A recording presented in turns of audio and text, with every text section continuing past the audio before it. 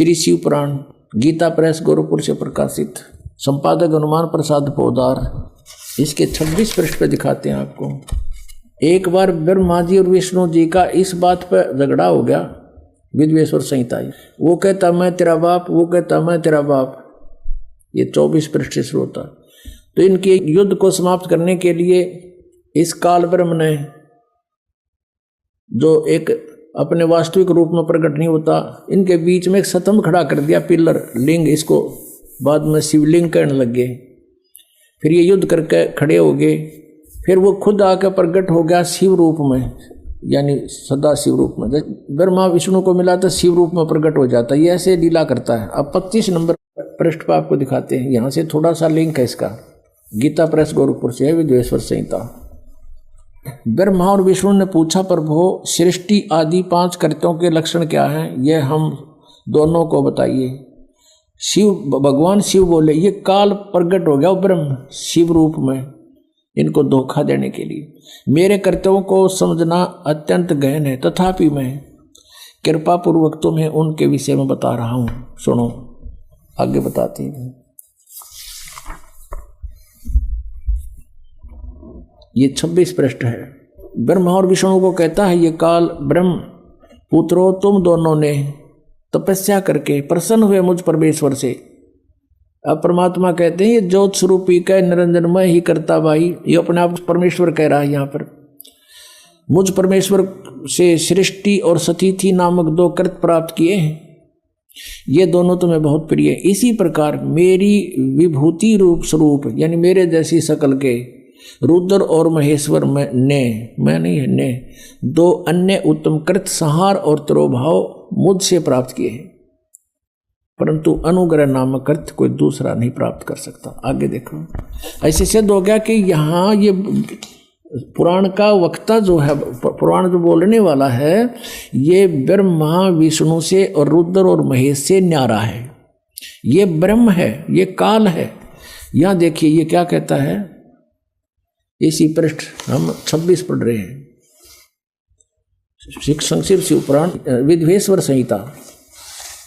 ये देखो, मैंने पूर्व काल में अपने स्वरूप भूत मंत्र का उपदेश किया है, जो ओंकार के रूप में प्रसिद्ध है। वह मंगलकारी मंत्र है। सबसे पहले मेरे मुख से ओंकार यानी ओम प्रकट हुआ, जो मेरे रूप का बोध कराने वाला है। ओंकार वाचक है, मैं वाच्य हूं। यह मंत्र मेरा स्वरूप ही है। प्रतिदिन ओंकार का निरंतर स्मरण करने से मेरा ही स्मरण होता है। मेरे उत्तरवर्ती मुख से अकार का, पश्चिम मुख से उकार का, दक्षिण मुख से मकार का और पूर्ववर्ती मुख से बिंदु का तथा मध्यवर्ती मुख से नाद का प्राकट्य हुआ। ये 5 हैं। एक तो पश्चिम वाले मुक्त हैं, एक तो उत्तर वाले मुक्त हैं, एक पश्चिम के वाले मुक्त हैं, 2, 3 और 4 और 5वां बिंदु।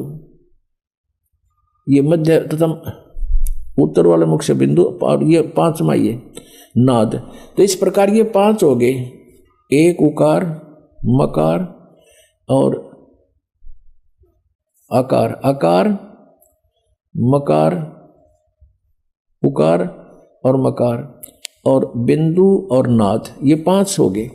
इस प्रकार 5 अवयवों से युक्त ओंकार का विस्तार हुआ। इन सभी अवयवों से एकीभूत होकर यह प्रणव ओम नामक एक अक्षर हो गया। और ये मेरा मंत्र है। ये कहता ये मेरा मंत्र है, ओम एक अक्षर। ये ब्रह्मा विष्णु महेश से अलग है। ये काल ब्रह्म बोल रहा है शिव रूप में खड़ा होकर के। इन्होंने ये नीचे लिखा है कि ओम नमः शिवाय, ये 5 अक्षर का मंत्र है। ये गलत लिखा है, मूल संस्कृत में कहीं नहीं है।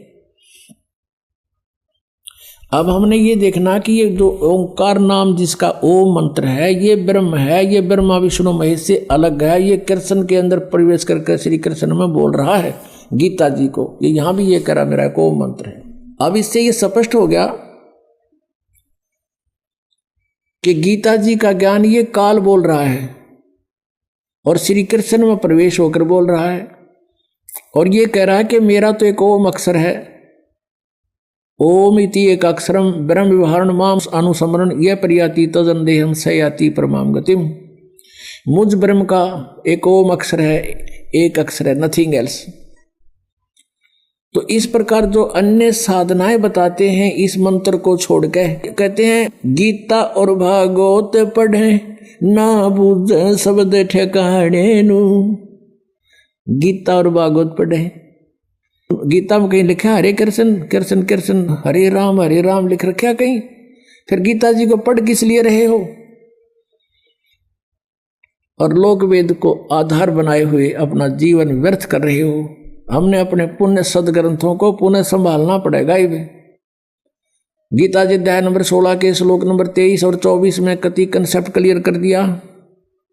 शास्त्र विधि को त्याग कर जो मनमाना आचरण करते हैं उनको न तो सुख होता है, ना गति होती है, और ना उनको कोई सिद्धि यानी प्राप्त होती, क्योंकि सिद्धि हमें सतलोक लेके जाएगी, हमने उसको दुरुपयोग नहीं करना तो उसको कोई सिद्धि नहीं प्राप्त होती है, उसका कार्य जो उद्देश्य लेकर आया है वो सिद्ध नहीं हो पाता। और 24वें श्लोक में कहा, इससे तेरे लिए अर्जुन कर्तव्य और अकर्तव्य की व्यवस्था में शास्त्र ही प्रमाण है, किसी की दंत कथा पर मत विश्वास करना, जो सदग्रंथों में लिखा वही मानना। आज पुण्यात्मा जो हमारे सदग्रंथ बता रहे हैं हमने इस अनुसार साधना करनी पड़ेगी।